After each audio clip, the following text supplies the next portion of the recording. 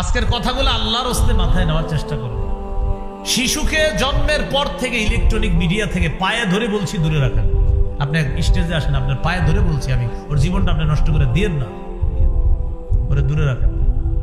কয় হুজুর কাজ করতে পারি না। আমাদের আব্বা আম্মা মনে হয় কোনো কাম করে নেই। হ্যাঁ, এখানে যারা মুরব্বী আছে, আমার পাশে হুজুর আছে, হুজুরের তো আম্মায় কোন মোবাইল দেখে ওনারে খানা খাওয়াইছে? আম্মায় মোবাইল দেখে আপনার খানা খাওয়াইছে?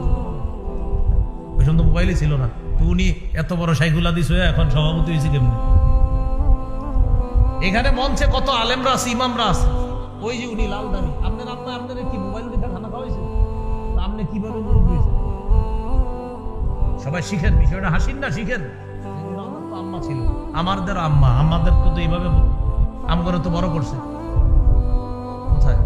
তো আপনাদের হাতে পায়ে ধরে বলছি, শিশু সন্তানের জীবনটা নষ্ট করে দিয়ে না। মসজিদে শিশুদের গুরুত্ব দেওয়া, শিশুদের উপস্থিতিকে গুরুত্ব দেওয়া, ওদেরকে তাড়ায়া দিয়েন না মসজিদ থেকে।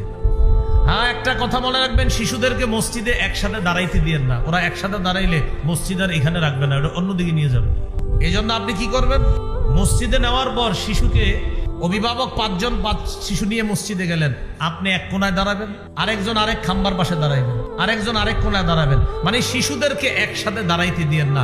তখন আপনারা যখন রুকুতে যাবেন না, ওরা ওদের সাথে কথা বলে এইভাবে, তখন আর দুষ্টামি করতে পারে না, খোঁজ খবর রাখতেছে সবার, কি নেটওয়ার্ক ঠিক রাখতেছে, কিন্তু তখন আর কি করে না, দুষ্টামিটা করবে না। এই জন্য মসজিদে তাড়াইয়া দেওয়া যাবে না, ওদের উপস্থিতি গুরুত্ব দেওয়া।